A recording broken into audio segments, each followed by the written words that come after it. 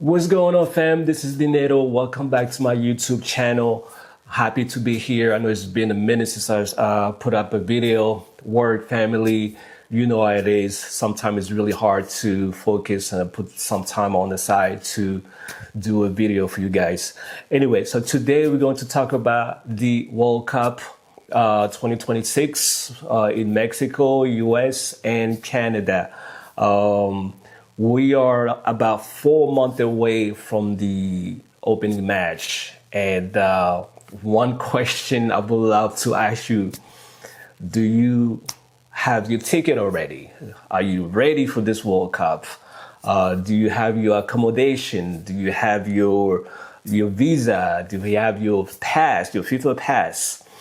If you do, good for you. But if you don't, bro, you're not the only one, because there's thousands of fans that's currently complaining about the whole process. It's really, really hard and sometimes impossible to obtain all the documents you need for this World Cup. So today I'm gonna cover the visa process, the immigration policy.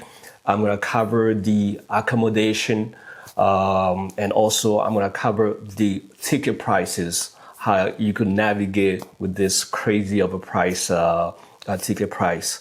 So the 2026 World Cup supposed to be one of the biggest World Cup in history, because we have 48 teams and divided in 3 different countries. So this was supposed to be one of the best and the biggest World Cup we ever seen. But for me, I think this is going to be one of the most controversial World Cup and the most expensive World Cup. Because looking at the price ticket right now, it's just insane. So let's start with the controversial part, which is the visa part, and then we move on to the next step here. So before I start, I just want to say, a FIFA pass, if you have a FIFA pass, that does not guarantee you a visa for the US or Canada. It does not guarantee you a visa. Don't let nobody, I guess right now we have, we start seeing reports of travel agents taking advantage of the situation. So just be careful. A FIFA pass does not guarantee you a visa to the US or Canada. All right. So the State Department set up a list, a process on how to obtain a visa to come to the US, and that's what I'll be covering today. I don't have the information from Canada, so that's a different story there. All right. So basically, once you have your FIFA pass, if you are in, let's say, Africa or the continent, you have your FIFA pass, you had to go set up an appointment with the embassy. Lately, I think a couple weeks ago, the State Department announced that once you have your FIFA pass, your interview process will go faster. And that's not what we are seeing right now. A lot of people on X and Reddit are really complaining about the whole process being just slower than a regular process, a regular visa, tourist visa or migration visa. So the State Department set up a checklist of documents that you would need to provide in order for your application to move forward. So I'm going to go to the list here. So you will need a 6 month bank statement. That's just a regular bank statement to show any cash flow, transaction, and deposits. Then you will need an employment letter from your job, or if you have a business, you could bring that also. And then you would need the property deed or lease. So if you own a home or you're renting, you will need a document showing that you do have a property under your name. This document just kind of tie you to your country. So that's tie you to your country that you own it or you are leasing there. and then you need a match ticket confirmation. This is what I'm talking about with the FIFA pass. So your ticket must have a confirmation number on in order to apply for the visa. And then you will need a social media audit. What is a social media audit? They will, I think it's 1 year or 2 years. If I'm not wrong, I gotta double check that too. So let's just do 1 year social media audit. So they will need access to your social media. This is where it gets tricky. So from Instagram, X, TikTok, Facebook, there's so many out there that I can't even keep count. So they will need access to your social media to make sure that you didn't say anything bad about America. So if you had previously posted something against the US government or anything to do with America, you have to be careful in this situation. And don't delete it, because they will know. With the new technology we have right now, they could just scan your face and trace down all the social media that you have open, and they will know if you close it or not. So just be truthful. And last, you will need a return flight receipt. This is a return confirmation flight receipt, not a reservation. It has to be confirmed that that you're coming back to your country. So after you present those, after you present all those documents, now you have to face with the bond rule. So the bond rule is what they just implemented. I think most of the embassy, they will implement a bond regarding your visa.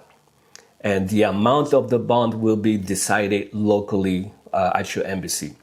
So the average that we're seeing right now, it's about $10,000 bonds.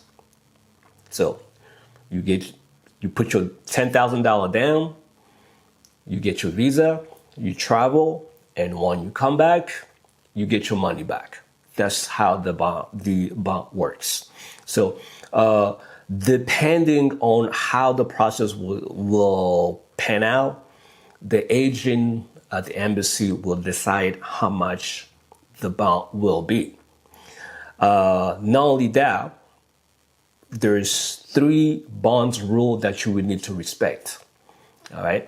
So the first bond rules would be the entry of the country in the country. So the airport rule. Let's just say the airport rule.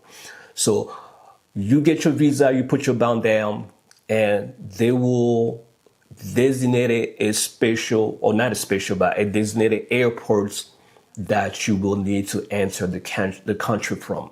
So let's just put an example. I get my visa, and they will tell me, since you're going to watch the game in Atlanta, my airports will be Atlanta airports or JFK airports. So that will be my entry ports.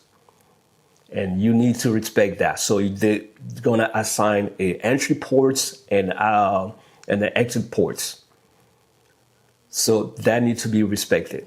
Second, there's zero tolerance on the overstay of your visa. Even if you overstay your visa for 1 single day, you will get bans, and this will be on your record, and you will lose your money. Very, very strict. So these are the 2 main rules of the bond. So select the airports that you will land and select the airport that you will leave, and then zero tolerance policy on overstay. So keep that in mind. I think they wanted to do this because people will supposed to come watch the game in New York, and they ended up in Texas or California and so on. So this is really, really strict rules that must be respected. So that's on the visa process. I mean, I think it's really kind of hard, especially for African country. And you guys know about the 75 country banned and all that stuff. So right now it's all about which passport you really have right now. Because if you have one of those hot passport, it's really gonna be really tough for you. All right, so that's the process for obtaining a U.S. visa right now, and we've seen a slow pace and a low number of people applying. But on the other side, we see a high rate number of people being denied. So keep that in mind. All right, now let's talk about the ticket price. Ticket price for this World Cup is just insane, crazy, and stupid. And it's really sad to say this, but I feel like the corporation had just took over this beautiful game that we all love. Because there's no way that you have to pay at least $2,000 just to go see one match. And this is just a group stage match. This is not a final or quarterfinal or round of 16. This is just a crazy group stage match where you gotta have to pay $2,000 to watch the game. So let's jump into the money machine here. So I just wanted to give this number here and see, because Americans spend so much on sports event. Not only sports event, but just entertainment period. All right. The Premier League in UK brings about $8 billion a year. That's the Premier League in UK. Let's cross over to the States. The NFL, which is the National Football League, brings about $20 billion a year. All right. The NBA brings about $11 billion a year. The MLB, which is the Major League Baseball, brings also something about $11 billion a year. And MLS, which is the major soccer league, brings about $2 to $3 billion a year. So that's how much money Americans spend on sports event. There's a lot of money to be made on that. So altogether, if you put the number together, you're looking at roughly, Americans spend roughly around $46 billion a year in sports events. That's a lot of money. That's even more than some country GDP and so on. That's a lot of money right there. So that's what I think. FIFA looked at these numbers and they're like, we have to get a piece of that. Because right now, FIFA, it's making triple on what they were making in Qatar 2022. In Qatar, they put a cap on the face value of the tickets. So which means people could not resell it and make a high profits. They were, let me see here. So FIFA was taking about 5% from the buyer and 5% from the reseller. So these are people that buy ticket early and then resell them when the demand becomes high. So FIFA was just making about 10% on both sides. So 5 for the buyer and 5 from the seller. So this was in Qatar, and Qatar was designed so well, and I think the setup was like a fan-to-fan exchange kind of thing. And Qatar wanted to have tourism come in, check out the country and so on. So it was just beautiful. The price was really nice. There was a cap on face value, so the ticket price was in a good, it was not that expensive. It was really well kept. So fast forward to 2026, the US and Canada, FIFA removed the cap on resale. So which means you could buy your ticket and resell it to any value that you want. So there's no cap value on this.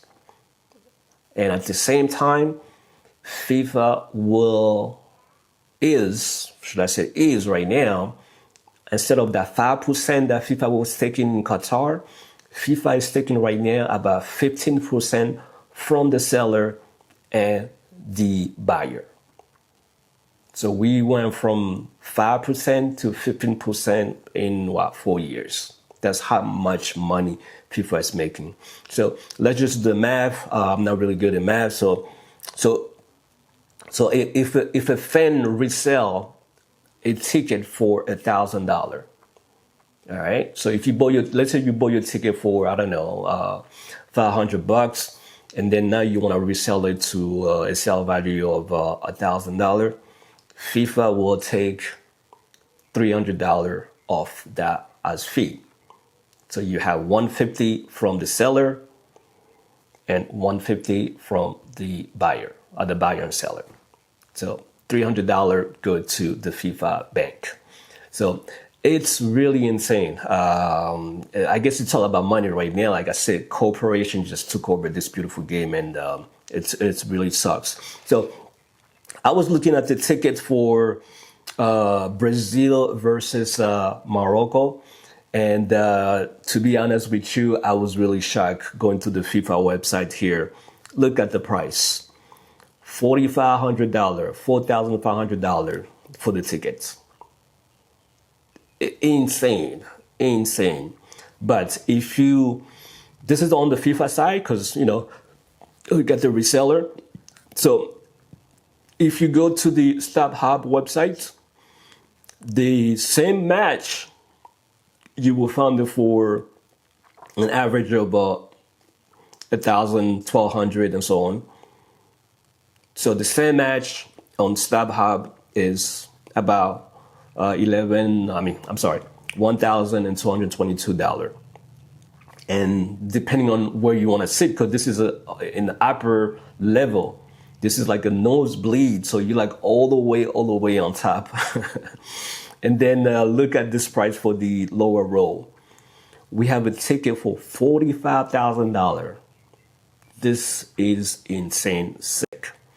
All right. And then I also was looking for the June 27 match. So in case DRC wins the playoff, DRC will face with Uzbekistan. So I was looking at the ticket for that too. And on the FIFA website is $2,150. And the StubHub, I saw some cheap one from $305 to the max, and this is the lowest seating, $15,000. This is insane. This is like a price for a new car here in America. So this is really insane. I don't know how people will really afford this. So $300, let's just say $304 on the cheap side. So that's just insane. Really insane. I don't know how people will be able to afford this price right here. So this is the sad reality where this corporation just want to make money. Like I said earlier, America spent too much money on an event like this, sports event, and I think FIFA wanted to get a piece of that cake also. So for me, the best advice right now, I would say, will be just kind of wait until the World Cup starts. I think the ticket will go down because you already spend money on your airplane tickets. You spend money on your visa process, and plus the $10,000 bond that you get a deposit, and then you get here. you gotta you gotta face with the accommodation and transportation, and it would just add up. Even us that live on this side, it's just too much. Really, really too much. If I had to take my family to go watch this match, I'm looking at something at least $3,000 to $4,000. Just for one single match. This is just a group match. So, best advice will be hold on to your money. Be careful with certain websites, because there's a lot of websites now that are treating you with the lower price. They are scamming people left and right. So be careful with that. So just hold on to your money. Wait until the first or second match. I believe that's when the price will go down. When we'll start seeing the empty stadiums throughout the country or Canada, that's when you will see, I believe, that the price will go down once we get to that point. Oh, just stay home and watch it from your house. That's it. All right. So point number 3, let's talk about accommodation and logistics. This is another tough one a lot of fans will face coming to the country to go watch the game. So we already seen price of hotel ranging from $500 to something $15,000 just for one single night. And now the report that I have here is Vancouver and Seattle have implemented the setup what they call a length of stay, so LOS. So the length of stay means that it's a restriction that they set up for that time frame from the World Cup. So wherever or whenever you book a hotel, you cannot book one single night. You have to book at least 5 to 7 nights a minimum. And then you look at the Seattle area and Vancouver price, it's just insane. Something from $300-400 to a couple $1,000 just for one single night. So I don't know how a fan traveling into the country will be able to afford this. New York City, just ridiculous price. New Jersey, crazy price. So the best advice I will give right now will be to try to look either a hotel or a guest house. A guest house where you might have to share a bathroom, might have to share a kitchen, and sleep on those bunk beds to be able to afford the accommodation in whatever city you're going to be. So look for a hostess, guest house, and also if you could look for something further out from the stadium, something maybe 30-40 miles away from the stadium. You might get a chance to find something cheaper that you can afford. And also, this is something that I found out today. I didn't even know this were possible. University dorms. I didn't know this. Apparently, you could actually rent a university dorm for a night. So this is really great. So there's a couple university out there that will let you rent a dorm for the night. So that's another option there. Reach out to them, shoot them an email, and see how the arrangement will work for you. So 3 advice on the accommodation. Found something that's really further out from the stadium, 30 to 40 miles away. Hostess or guest house, it's an option. Share the bathroom, share the kitchen, and then university dorms. Those are the 3 advice I will give as far as the accommodation. But then you will come with the problem with the logistic, how you're going to be moving around. In the US, we have Uber and Lyft. But on the East Coast, I think California got some additional other transportation system. So I would suggest to take advantage of those. But then it will be kind of pricey if you go further out. So you gotta see how much budget window you have, how much money you're looking to spend as far as logistic moving around. New York City, you have the train system.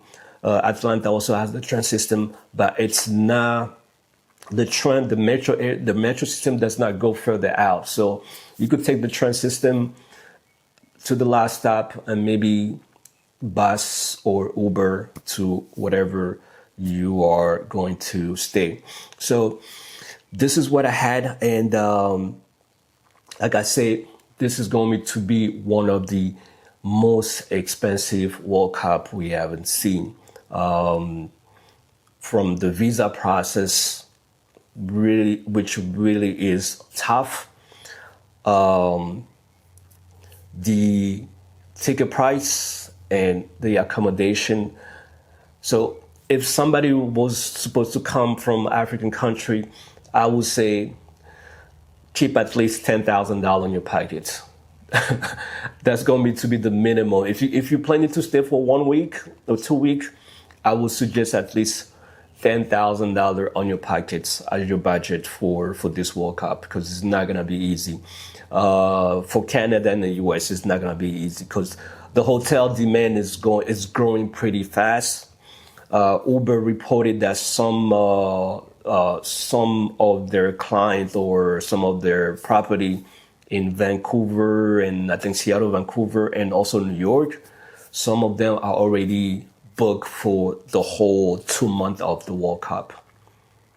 So it's really going to be tough. Really going to be tough. As far as Mexico, I heard good things about Mexico. Mexico prices were already low. So compared to the US, they're still really low. So whoever's going to go to Mexico, I think they're going to have a better chance saving down there than coming to the US and Canada.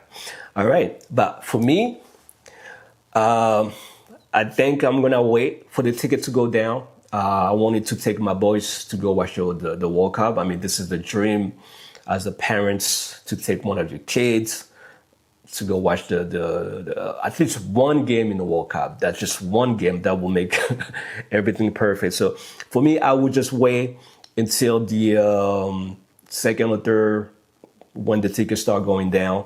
I was lucky enough to get the pre-match US versus Belgium tickets.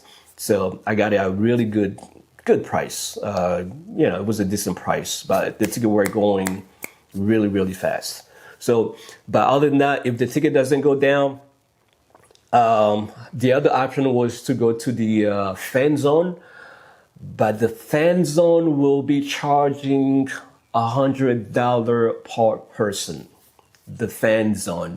This is crazy. This is the American corporation for you. Fan zone supposed to be free or at least 10 or $5, but the fan zone in the US and Canada, the US, I don't know about Canada, but from the information I got was the US, the fan zone will be $100. So it's insane. So if thing doesn't go down, I think for me, I would just stay home on my big TV and watch the match with the kid, with the family. That's all I would do. All right, fam, this is all I have for you today. Tell me if you already made that move to purchase your tickets, your FIFA pass. Tell me what and where are you going to be watching the game from? And I would love to hear that. Just want to say a big shout out to everybody that commented, made a comment on my past video, like the video and subscribe. Thank you very much. You making the process, you warming me up every day. Every time I see those comments, it make me want to do more and more creative stuff. So on the next video, we'll be talking about the playoff in Mexico, DRC versus either Jamaica or New Caledonia. So we're going to be talking about that. All right. So until then, be blessed and Peace.